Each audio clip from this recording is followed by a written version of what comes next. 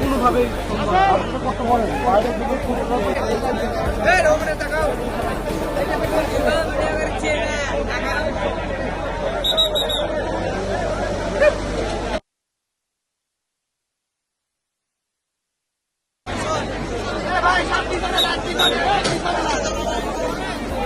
ছোট ছোট মাটি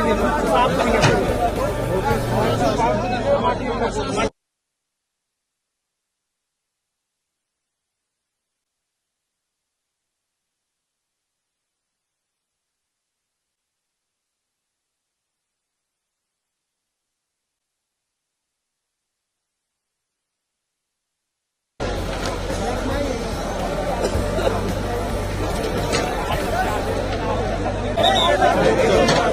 ওনারা ওখান থেকে একটু সময় রাখতে হবে।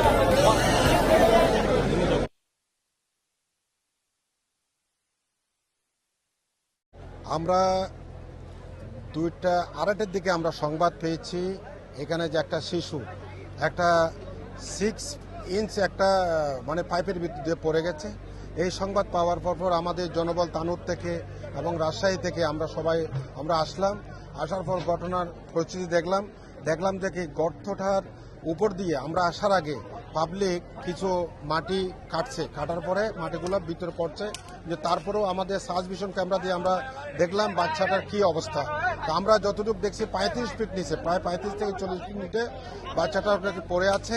তো আমরা তাৎক্ষণিক দেখলাম যে আমরা যদি অক্ষত যদি ভিকটিম যদি আমরা উদ্ধার করতে চাই, তাহলে আমাদের এক্সকেভেটর ছাড়া একে উদ্ধার করা সম্ভব না। আমাদের অন্য কোনো আমরা প্রসেস আছে, যদি লাইভ ভিকটিম যদি মৃত যদি থাকে বলে মনে হইতো তাহলে আমরা অন্য প্রসেস করতাম। আমরা মনে করি ভিকটিম হয়তো জীবিত আছে, এই জন্য আমরা এক্সকেভেটরের মাধ্যমে মাটি খনন করে আমরা ভিকটিম আমরা উদ্ধার করার চেষ্টা করছি অক্ষতভাবে।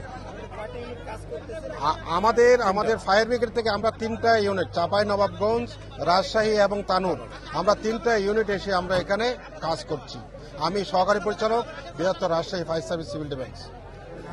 আমার নাম মোহাম্মদ দিদারুল আলম, সহকারী পরিচালক, রাজশাহী।